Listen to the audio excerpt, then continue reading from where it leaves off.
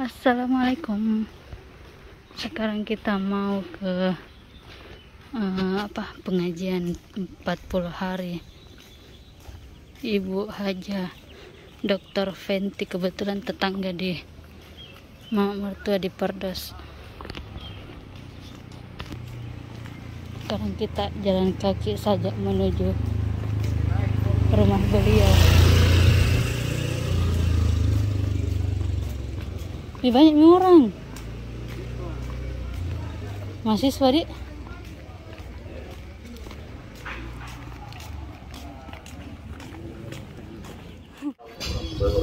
Waalaikumsalam warahmatullahi wabarakatuh. Kembali hadirat Allah Rabbul Alamin.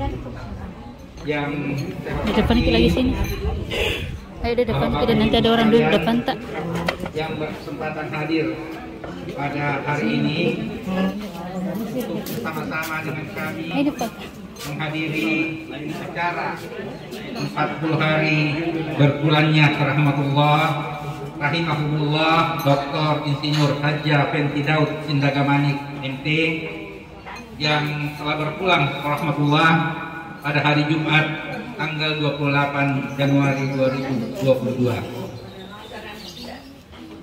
Kami dari keluarga mengucapkan banyak terima kasih pada Bapak dan Ibu sekalian yang berkesempatan hadir di rumah pada hari ini bersama dengan kami, dan juga kepada Bapak dan Ibu sekalian yang hadir dalam sistem daring. Baiklah Bapak Ibu sekalian, mari kita membuka acara kita pada hari ini, pada sore hari ini dengan sama-sama membaca Bismillahirrahmanirrahim. Bismillahirrahmanirrahim. Baiklah Bapak Ibu sekalian, kita lanjut ke acara selanjutnya adalah pengajian ayat suci Al-Quran yang insya Allah akan dibawakan nanti oleh Bapak Andi Amin SPI, Andi Amri SPI MSc PhD. Dengan ini kami persilakan dengan recording in progress.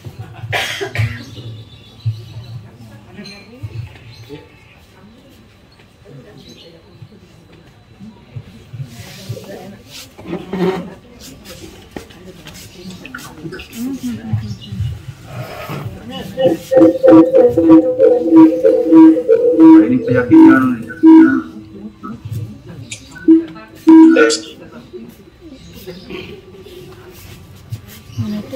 Assalamualaikum warahmatullahi wabarakatuh.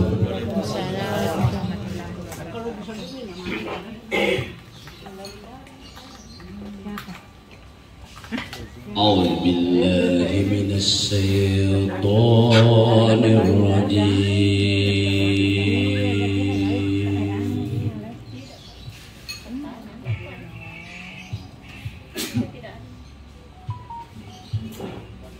Bismillahirrahmanirrahim.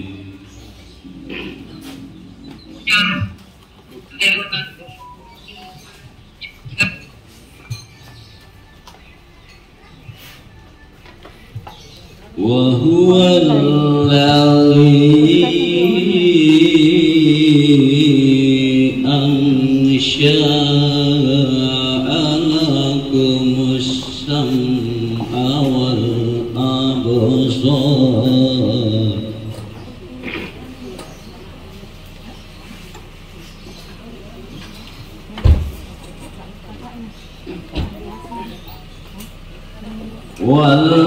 والأبصار والعين قليلا ما تشكرون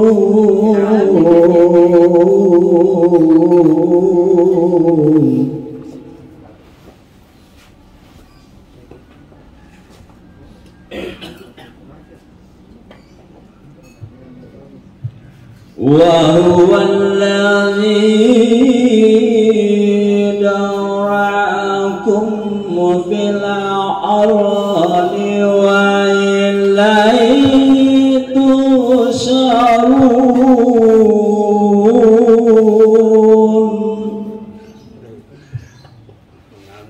Siapa itu? Oh lah, cucunya Pak Mutar. Mana mamanya?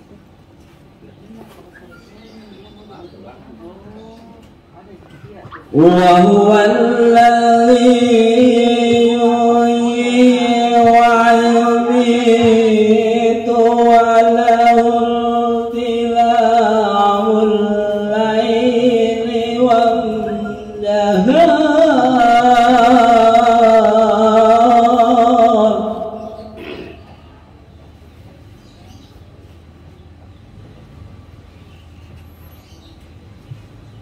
وله اختلاف الليل والنهار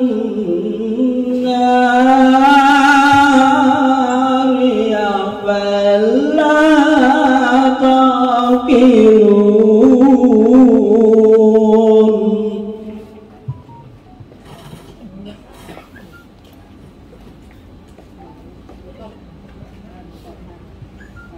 بل قالوا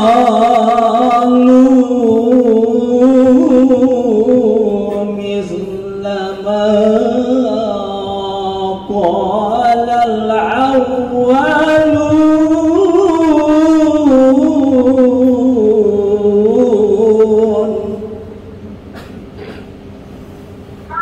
Nabi bilang karena PPKM muncul nggak jitu.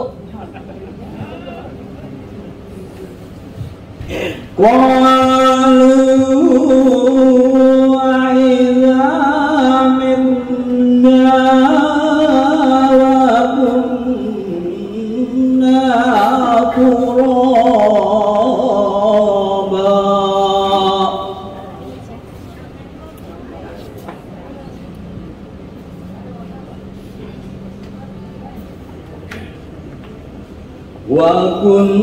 وكنا ترابا وعذابا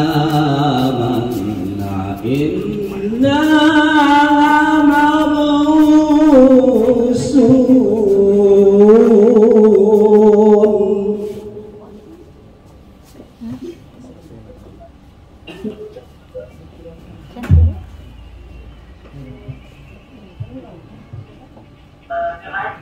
لقد أهلكنا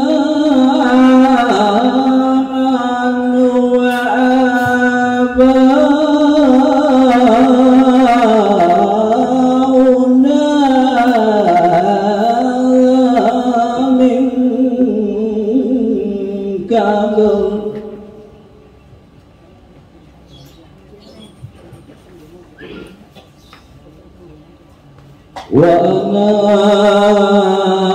وأبناؤنا هذا من قبل إن هذا إلا أساطير الأولين.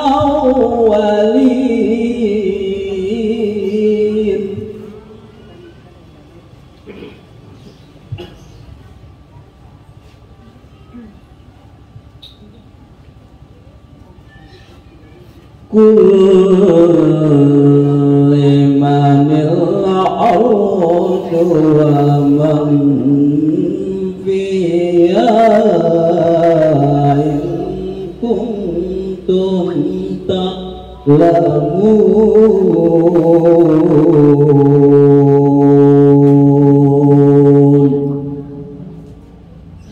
Sadaqallahul azim.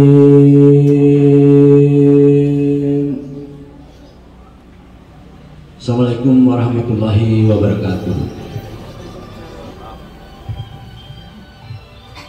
Ibu-ibu, bapak-bapak hadirin yang berbahagia, demikianlah tadi pembacaan ayat suci Al-Quran yang telah dibawakan oleh Bapak Amri SP tadi. Kami ucapkan terima kasih. Baiklah, Bapak Ibu hadirin sekalian, kita lanjutkan ke acara selanjutnya adalah sambutan dari Ahlul Bait Bapak Profesor Dr. Arif Lasok.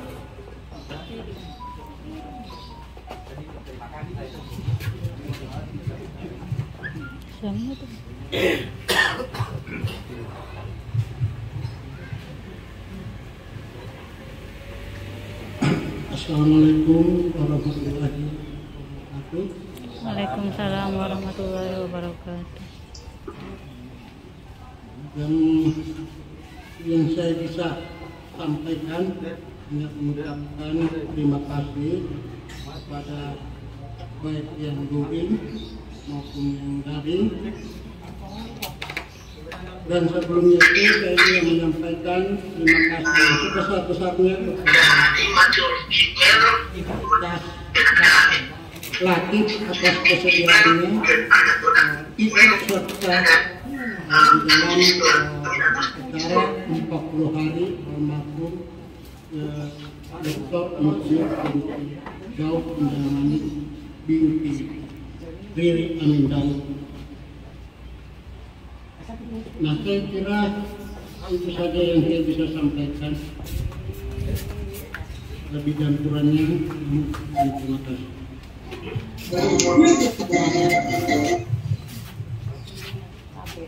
Baiklah Bapak Ibu hadirin sekalian, demikianlah tadi sambutan ucapan terima kasih dari Ahlul Bait Bapak Dr. Arif Lasok.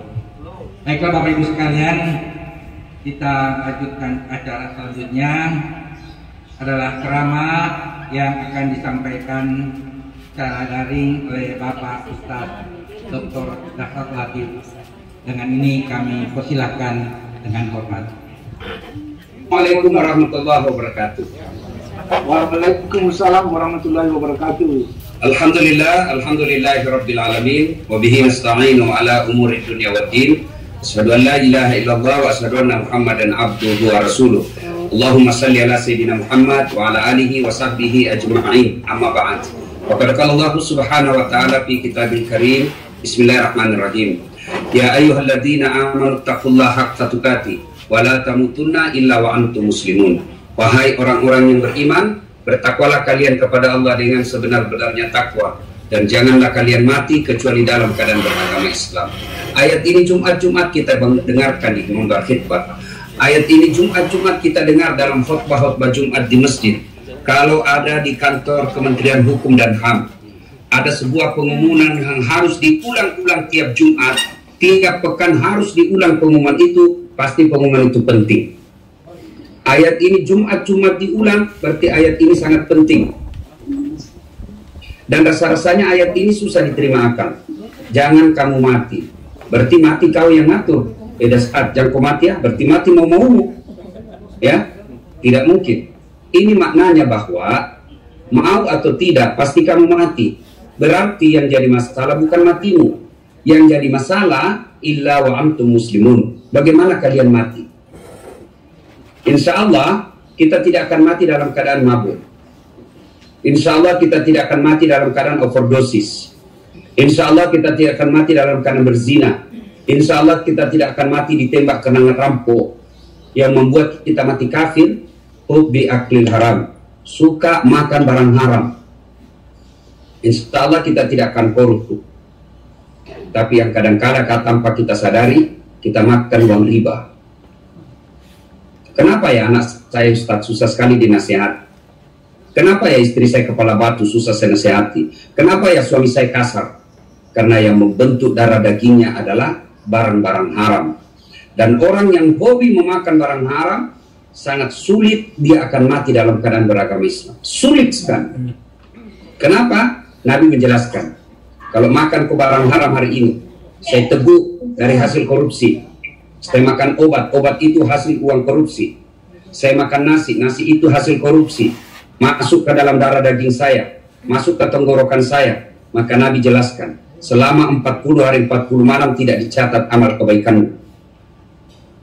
Berarti ketika 40 hari 40 malam ke depan itu, jangan lalu mati.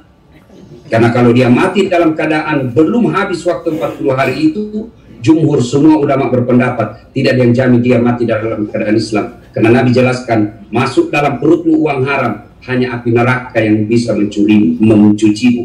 Itulah sebabnya kenapa Allah menghadirkan 1 bulan Ramadan dalam 12 bulan. Orang puasa, orang haji tidak perlu latihan 1 bulan. Orang sholat, tidak ada orang latihan 1 bulan sholat. Tapi ketika Allah melatih kita untuk tidak makan uang haram, 1 bulan orang latihan. Jangankan yang haram, halal aja kita tahan. Air putih itu halal. Tapi ketika Ramadan siang hari, jangan kau makan, jangan kau minum, batal. Berarti sia-sia orang yang berpuasa Ramadan, tapi selepas Ramadan masih suka makan uang sogo, masih suka makan uang riba. Itulah sebabnya Jumat-Jumat dibacakan ini ayat. Kenapa? Karena bisa jadi kita mati kafir karena kita makan uang riba, karena kita makan uang sogo, karena kita makan uang korup. Nauzubillah min dzalik. Nah, inilah ayat selalu saya bacakan setiap saya awal ceramah karena memang sangat penting. Jangan kamu mati illa wa antum muslimun, kecuali dalam keadaan beragama Islam. Wa qala idzan bismillahirrahmanirrahim. Innallaha wa malaikatahu yusalluna 'alan nabi. Ya ayyuhalladzina amanu sallu 'alaihi wa sallimu taslima. Sesungguhnya Allah dan para malaikatnya bersalawat kepada Rasulullah Muhammad sallallahu alaihi wasallam. Maka wahai orang-orang yang beriman, bersalawatlah kalian kepada Rasulullah dengan sebaik-baik salawat. Dalam kitab Tanbihul Ghafilin dijelaskan, suatu kali Nabi lagi duduk-duduk dengan malaikat Jibril. Tiba-tiba Nabi melihat ada malaikat 1 juta jari-jarinya. Nabi tentu kagum, karena malaikat ini banyak betul jari-jarinya. Nabi bertanya, Jibril, malaikat apa itu? Jibril menjawab, itu malaikat yang Allah tugaskan untuk mencatat air hujan. Bapak Ibu harus tahu, malaikat itu tidak punya nafsu. Kalau dia diperintah 1 jurusan, 1 kerja, itu aja dia kerja sampai meninggal, sampai kiamat. Ada malaikat ditugaskan hanya mencatat amal, itu aja kerjanya sampai kiamat. Ada malaikat ditugaskan hanya untuk berzikir, zikir aja sampai kiamat. Ada malaikat ditugaskan memikul aras, itu aja kerjanya sampai kiamat. Nah, ini malaikat ditugaskan mencatat air ketika hujan. Lalu Nabi bertanya, malaikat, betul kok bisa mencatat air hujan? Karena kita kan mana bisa kita catat air hujan? Kata malaikat ini, betul, saya catat yang jatuh di laut, saya catat yang jatuh Sungai Sadang, Sungai Poso, Sungai Mahakam, Sungai Musi, Gunung Latimojong, Gunung Bawakaraeng, semua aku catat. Tidak setetes yang tidak aku catat ya Muhammad. Nabi kagum. Oh ya, hebat. Lalu malaikat ini berkata, ya Muhammad, satu yang tidak bisa aku catat. Apa itu? Ketika umatmu berkumpul di suatu tempat, di majelis-majelis takziah seperti ini, lalu mereka bersalawat kepadamu bareng-bareng, saya tidak bisa mencatat betapa banyak Allah turunkan di tempat itu. Maka ketika di rumah takziah ini kita kumpul 5, 10, 20 orang lalu bersalawat, membesar-besarkan Allah, memuji-muji Rasulullah, bersalawat kepada Rasulullah, Allah menurunkan pahala di rumah itu yang jauh lebih besar pahalanya daripada jumlah air hujan. Orang masuk surga bukan karena tidak ada dosa.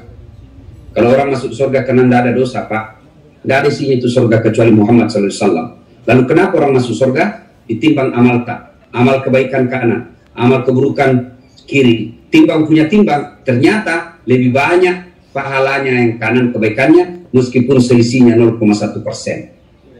Maka perbanyak pahala, perbanyak amal, bukan besarnya, tapi rutinitasnya. Kalau Bapak rajin, duha, perkara gampang, tapi kalau rutin, itu menjadi istimewa. Sedekah, 1.000 rupiah per hari, perkara gampang, tapi rutin, jadi besar di sisi Allah. Bapak ngaji, perkara gampang, 1 ayat 1 hari, tapi rutin sampai hari kiamat, itu yang membuat Allah tidak. Allah tidak melihat besarnya pahala kita, tapi yang Allah lihat istiqamahnya, continuousnya, berkelanjutan. Itu yang bagus. Ada orang rajin mengaji, 3 kali hatam kalau Ramadan. Tapi kapan pilih lagi dia mengaji? Puasa pilih lagi. Allah suka, tapi yang lebih suka betul tidak banyak, tapi itu tiap hari dilakukan. Nah, ibu bapak saudara-saudara sekalian. Wa qala idzan bismillahirrahmanirrahim. Kullu nafsin sa'iqatil maut. Tungke-tungke nyawai pasti mati. Semua yang bernyawa pasti mati. Al-mautu babun. Mati adalah pintu yang setiap kita pasti melewatinya. Dan pembuktian kebenaran ayat ini hari ini. Kita takziah bukan karena kelahiran cucu, tapi karena memperingati satu saudara kita, keluarga kita, anak dari Pak Daud, Amin Daud, yang berpulang ke rahmatullah. Saya kenal beliau, saya kenal keluarga Pak Aidil Amin Daud. Waktu saya belajar dakwah di Makassar, ada masjid dekat sentral. Nah itu, bayangkan, Pak Amin Daud sudah almarhum, tapi selama masjid itu dipakai, selama itu membuat kuburnya sejuk. Banyak orang kaya, punya rumah, sudah selayaknya bikin masjid. Rumahnya bahkan harganya puluhan miliar, tapi tidak punya masjid. Oh kasihan Pak, rumahmu bakal ditinggali anak warisanmu. Iya kalau anak warisan kita baik. Iya kalau anak kita tahu sholat. Kalau tidak, ada orang batenan nongkosoki anaknya, keluar negeri sekolah anaknya. Sudah lagi keluar negeri, dibayar lagi untuk dia anaknya kerja. Sudah itu dikasih nikah, habis lagi uangnya bapaknya. Sudah itu dibelikan lagi rumah anaknya, dibelikan lagi mobil anaknya, dikasih lagi tabung, lahir lagi cucunya, anak bapaknya lagi akikah dan urus semuanya. Salah? Tidak. Keliru? Tidak. Tapi keliru kalau bapak habis duit sampai berpuluh miliar lalu tidak punya membangun masjid meskipun musola. Iya kalau mati kena ingat ya nak tak. Mati ki selfie jina tahu kalau pergi ziarah kubur. Sampai di Sudiang, sampai di Panaikan, dan doakan. Pak Doja jina suruh doakan mamaku. Dia selfie update status. Oh, nauzubillah misalnya. Itu bapak saudara-saudara sekalian. Ini tujuannya takziah. Mengingatkan kembali kita bahwa pasti kita akan mati. Jadi bukan masalah mati persiapan kita.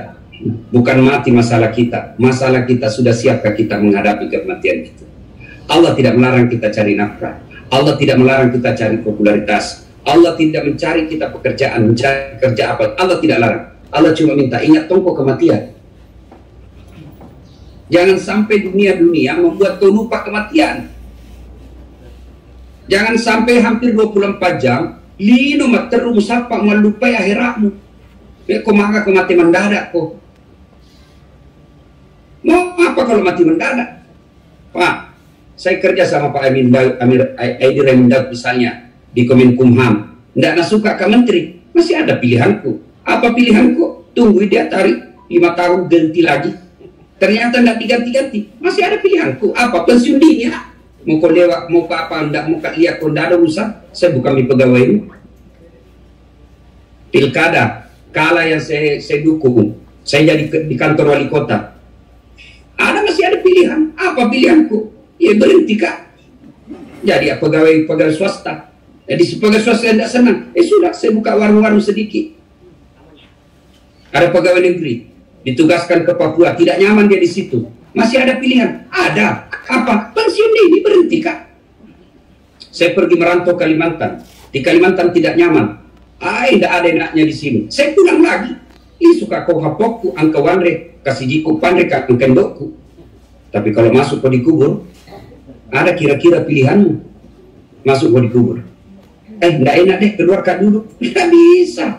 Tinggal kau di situ. Senang tidak senang, tinggal kau di situ. Keluar kau satu kampung lari. Nah, ketika di alam kubur, Nabi jelaskan, petumanan itu malaku, di negara. Kalau kau sudah masuk kubur, tidak ada. Habis semua tidak ada tidak ada yang bisa kau lakukan. Biar kau profesor, biar kau dokter, biar kau orang kaya, 3 aja yang bisa menyelamatkanmu di kubur. Karena di kubur itu belum bisa sampai akhirat, transit kita. Transit kita itu di kubur. Berapa lama menunggu? Bayangkan itu nenek tayang 20 tahun yang meninggal yang lalu, masih transit dia di kubur. Kapan kita bangkit dari kubur? Kiamat, Pi. Jadi kalau kurang bekal, Mah, apa ndak seksa? Saya ke Jakarta, ndak tahu bahasa Indonesia, ndak ada uangku, ndak mungkin saya bahagia, tapi yang pasti menderita. Padahal di Jakarta kalau ndak ada tempat masih bisa kak pergi penginapan, apa namanya itu, asramanya itu Pemprov. Masih bisa kak pergi cari rumahnya Pak Edi Ramindaud, bos, alhamdulillah belikan dulu tiket pulang. Masih ada pilihan, tapi yang jelas saya di Jakarta pasti menderita. Tapi kalau saya sudah kubur, apalagi yang bisa menolong saya? Tinggal 3 kata Nabi. Almarhum ini, almarhumah, tidak ada yang bisa tolong dia. 1, kata Nabi, yaitu anak yang soleh dan soleha. Saya tanya ke semua, jangan maki jawab ki. Bisa nggak anak tak jadi anggota DPR tidak pernah caleg? Nggak mungkin toh. Bisa nggak anak tak jadi dokter tidak pernah kuliah fakultas kedokteran? Nggak mungkin. Bisa nggak anak kita jadi polisi nggak pernah daftar polisi? Nggak mungkin. Pasti polisi gadungan. Coba. Tidak mungkin anak tak jadi dokter kalau dia tidak di fakultas kedokteran. Tidak mungkin anak tak bisa jadi anggota DPR kalau dia tidak pernah caleg. Tidak mungkin anak tak bisa jadi polisi, tentara kalau dia tidak daftar. Begitu susahnya itu semua. Tapi bisa tidak anak kita soleh dan soleh yang tidak ada sekolahnya? Bisa. Bisa tidak anak kita soleh dan soleh tanpa kuliah di fakultas kedokteran? Boleh. Bisa tidak anak kita soleh dan soleha tidak mendaftar di polisi? Bisa. Berarti menjadikan anak kita soleh dan soleha jauh lebih gampang daripada menjadikan anak kita dokter. Tapi sayang, perjalanan menunjukkan anak tak soleh dan soleha, setan di situ menggoda. Karena kalau berhasil anak tak jadi dan soleh dan soleha, ada modal tak ketika kita diturun. Sayang, kita bangga kalau anak kita keluar negeri sekolah. Kita bangga kalau anak kita bertumpuk gelarnya. Kita bangga kalau anak kita populer banyak followernya. Kita bangga kalau anak kita bagus mobilnya. Tapi kita tidak malu kalau kita tidak pernah lihat anak kita berjamaah di masjid. Saudaraku, bapak ibu, mau lihat masa depannya dikubur, mau lihat masa depannya ini yang almarhumah, lihat anaknya sekarang. Adik-adikku ahli warisnya almarhumah. Ibumu sekarang tidak membutuhkan gelarmu. Ibumu sekarang tidak membutuhkan popularitasmu.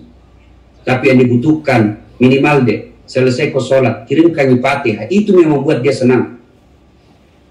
Maka merugi orang tua ketika hidup tidak pernah mengajari anaknya berdoa, ketika hidup tidak pernah mengajari anaknya suratul Fatihah, tidak pernah mengajari anaknya pergi sholat jamaah, tidak pernah membawa anaknya dalam pengajian. Marugi kombok komate ko dega agak meruntuh. Sayang sekali.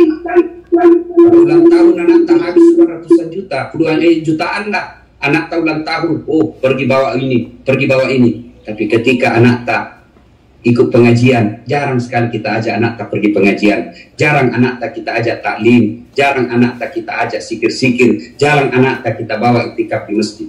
Ibu bapak saudaraku yang saya cintai karena Allah, mungkin lihat masa depan tak dikubur, lihat anak tak sekarang. Kalau malam Jumat kita intip di kamarnya, kita baca Yasin, harapan itu bu, harapan itu. Subuh-subuh bunyi gerendel pagar, kita intip, siapa yang buka pagar ini? Oh dong, anak bungsuku pergi masjid buru-buru berjamaah di sholat subuh. Harapan itu pak, tenang-tenang lagi. Tapi kalau tidak pernah kita lihat anak tak berjamaah, tidak pernah kita dapat anak tak baca Yasin, anak tak hanya game saja di kamarnya, video call aja kerjanya, di depan laptop saja kerjanya main, kerja tugas tidak pernah ingat Allah. Hai, madoro culemu bos, dia gak sekolahmu, dia gak guna sekolahmu.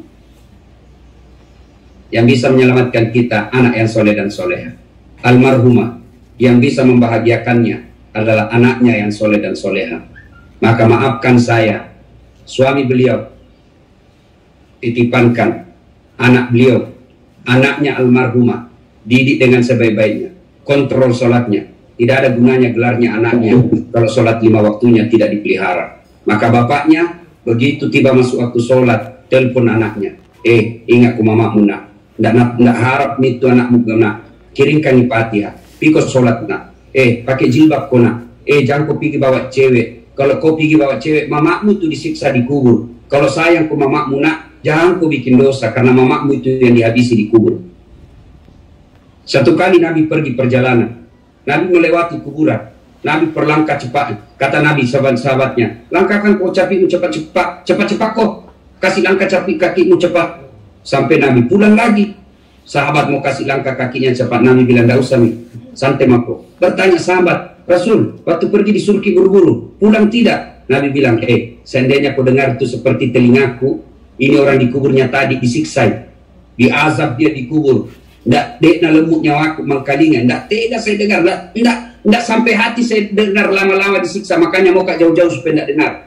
Pulang tidak lagi. Kenapa ya Rasul? Saya dapat berita dari Jibril. Orang tuanya Allah perintahkan, berarti kau siksa itu orang tua di kubur. Tidak mungkin kau siksa orang tuanya. Anaknya lagi membaca basmalah, Bismillahirrahmanirrahim, dengan nama Allah Maha Pengasih, Maha Penyayang. Baru bismillah nak baca anaknya, Allah perintahkan malaikat, jangan kau siksa itu orang tua. Anaknya lagi sebutkan pengasih penyayang. Baru bismillah itu. Maka bagaimana nih kalau meninggal ki anak tak tidak tahu mengaji? Agak modal tak. Apa nih kira-kira modal tak kalau meninggal anak tak tidak tahu ngaji? Kalau dia tidak tahu bahasa Inggris tidak ada urusan. Kabangga sekali ki kalau anak tak pintar bahasa Inggris. Hebatnya tahu anaknya itu Ustaz. Maga sina hebat. Masih kelas 2 pintar nih bahasa Inggris. Wah, itu saya lihat di televisi orang-orang Inggris masih kecil pintar semua pintar bahasa Inggris. Dia makin itu anak-anak di Inggris. Wah, belum di sekolah pintar semua bahasa Inggris. Apa hebatnya kalau dia pintar bahasa Inggris? Memangnya nanti kalau meninggal mamanya pakai bahasa Inggris berdoa. Oh my God, please help me my mother. Enggak di bahasa Mangkasak Matom itu. Ya, jadikan anaknya almarhumah soleh dan soleha. Kalau ada anak-anak perempuan, jangan lalu kodek keluar bukan mahrammu. Kau siksa itu ibumu di kubur. Apalagi kau pergi bernonton berdua-duaan sama cowokmu, kau siksa ibumu di kubur. Dipukul itu sama malaikat. Lihat itu hasil didikanmu. Lihat itu anakmu kau tinggal. Jadi hati-hati. Jangan sampai berbuat dosa karena almarhumah yang akan mengalami siksaan itu. Karena anak adalah tanggung jawab orang tua. Jadi kalau adik-adikku ahli warisnya, anak-anaknya almarhumah, kalau kau cinta sayang sama ibumu bukan sekedar datang menangis di batu nisannya, tapi jadi kau anak yang soleh dan soleh. Kalau ada perempuan belum pakai jilbab, pakai kau jilbab deh, pakai jilbab. Selama kau tidak pakai jilbab, selama itu diazab orang tuamu di kubur. Tanggung jawab. Tidak cantik kau Ustaz, biarlah kau tidak cantik nampak oleh mata, tapi Allah tersenyum kepadamu.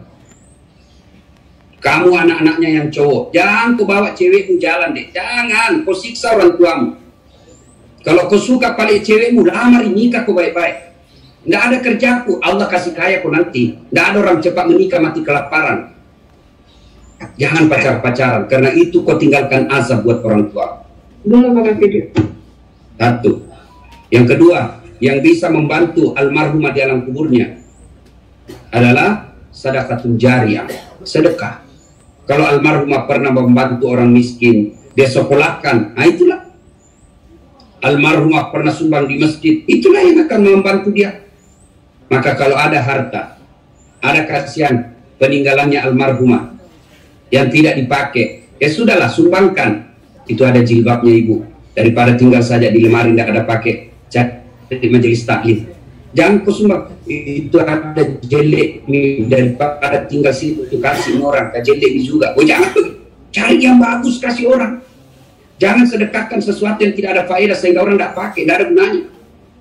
Ya, itu ada tanahnya orang tua kita, mama tadi kampung. Meskipun ini ahli waris, kita punya hak karena warisannya mama. Sudah jangan dipikir itu. Lebih kita jual, wakafkan, jadikan masjid, jadikan panti asuhan, jadikan tempat-tempat ibadah. 2. Sedekah jariah. Maka ibu-ibu yang ada di tempat ini jangan lalu kipelit. Apalagi usia-usia sakaratil maut. Yang 65 mimurta, jual mik cepat itu masta. Mau di apa? Itu emas cincin tak kalau mati ki? Siapa pakai? Anak bukan. Istri kedua pasti kawin lagi suaminya. Daripada cincin emas mula pakai istri kedua, mending kau sumbangkan sekarang. Nah, ini ada cincinnya ibu. Nah, ini ada gelangnya ibu. Ini kalau dikumpuli 300 gram, sudah mina, kau jual ki. 300 gram ini bisa dapat 300 juta. Kau cari masjid di kampung yang lagi dibangun, sedekahkan ini. supaya kita mau sedekah, jangan berpikir sedekah itu memberi. Karena selama kita selalu berpikir memberi, maka kita tidak mau itu banyak-banyak. Tapi sedekah investasi, sedekah saya simpan, memberi saya simpan untuk kehidupan akhirat saya. Yang ketiga, yang bisa menyelamatkan dan menolong almarhumah, ilmu yang bermanfaat. Inilah bidang keahliannya almarhumah. Sebagai tenaga pendidik, insya Allah ilmu-ilmu yang ditularkan kepada mahasiswanya diajarkan, selama ilmu-ilmu tidak diamalkan, diajarkan menjadi turun-temurun. Itulah yang menjadi penolong almarhumah di alam kuburnya. Ibu bapak saudara-saudara sekalian, inilah tausiah kita. Saya kira kita sudah kenyang ini, terlalu banyak bisa lalu kita dengar ceramah. Cukup nih kita amalkan itu. Satu, jadikan anak yang soleh dan soleha.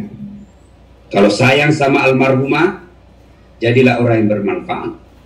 Yang kedua, bersedekah. Dan yang ketiga, sebarkan dakwah-dakwah. Kita dapat ceramahnya Ustaz Dasar di grup, sebarkan. 10 grup tak. Ada ceramah kita dapat, satu grup 100 orang, share 500 orang. Masa 500 itu tidak ada yang nyangkut meskipun 1 orang. Selama 2 orang, 1 orang mengamalkan ilmu yang kita sebarkan meskipun bukan kita ceramah, selama itu Bapak dapat pahala seperti pahala saya tanpa mengurangi pahala saya. Itulah disebut ilmu yang bermanfaat.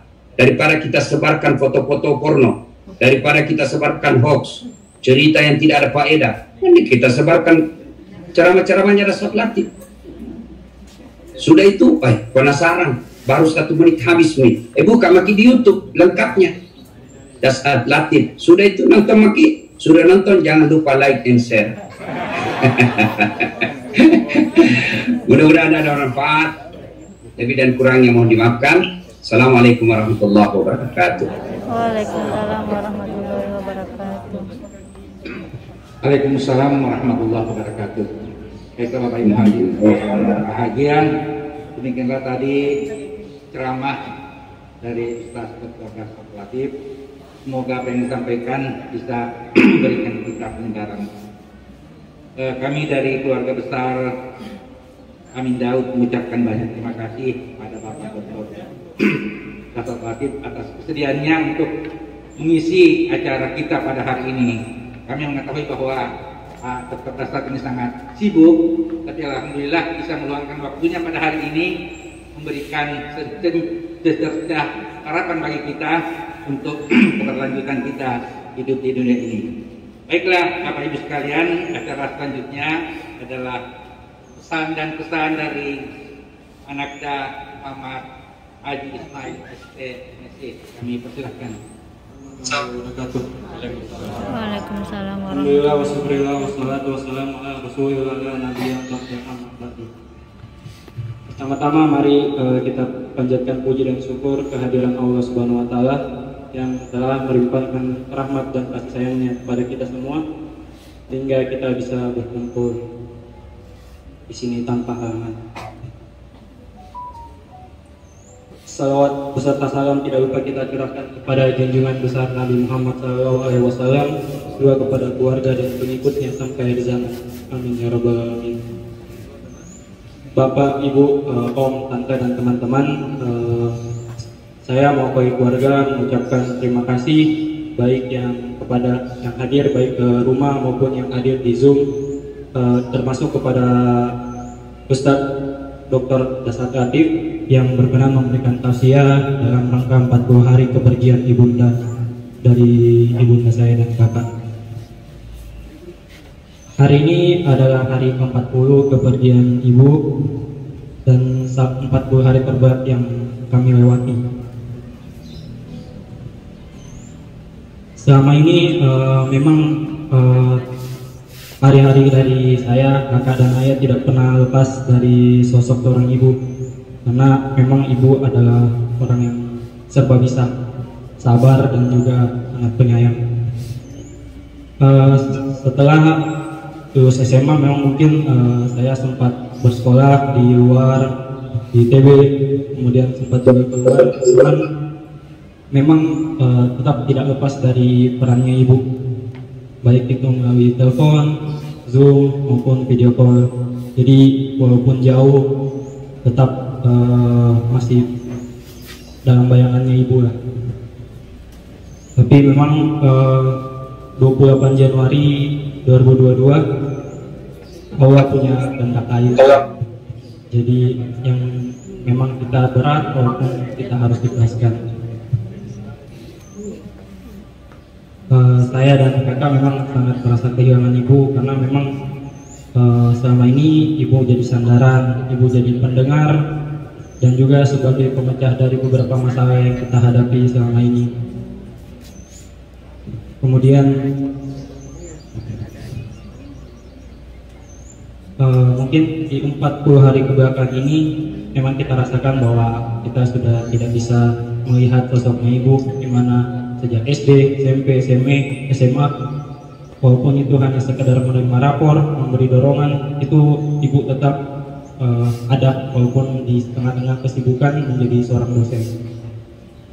Bahkan sempat sekali di sela-sela sakitnya, ibu masih sempat menguji mahasiswanya, walaupun itu sudah batuk-batuk.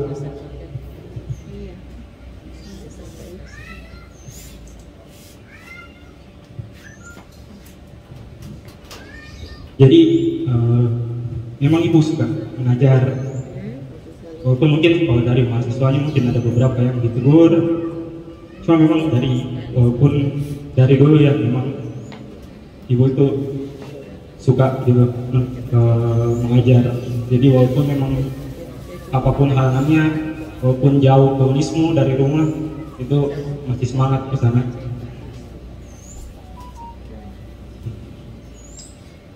Jadi mungkin itu ya beberapa pesan-pesan dari saya terkait ibu. Tak lupa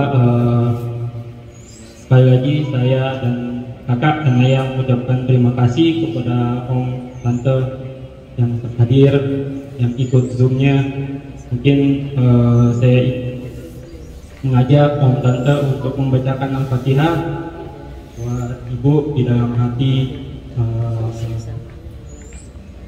Bismillahirrahmanirrahim.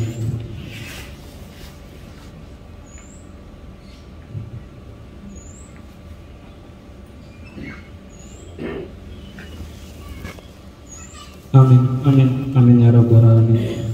Mari semoga ibu diberikan ketenangan di alam barzah, dan saya berharap semoga bapak ibu, rekan-rekan ibu tidak lupa untuk terus membacakan Al-Fatihah kepada ibu, dan semoga Allah Subhanahu wa taala memberikan ampunan bagi kita semua dan kepada ibu.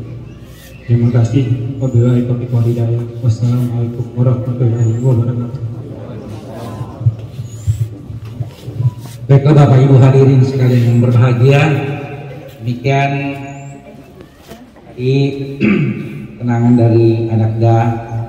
Semoga kita semua yang hadir pada kesempatan ini, kami dari keluarga besar almarhumah ucapkan banyak terima kasih pada Bapak Ibu hadirin dan hadirat sekalian, baik yang sempat hadir di rumah pada hari ini, baik yang mengikuti dalam daring. Sekali lagi kami ucapkan banyak terima kasih.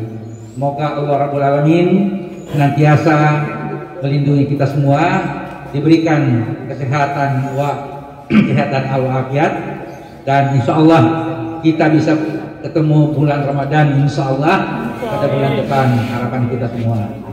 Baik Bapak Ibu sekalian, adalah kita menutup acara kita pada hari ini dengan bersama-sama membaca Alhamdulillahirabbil alamin.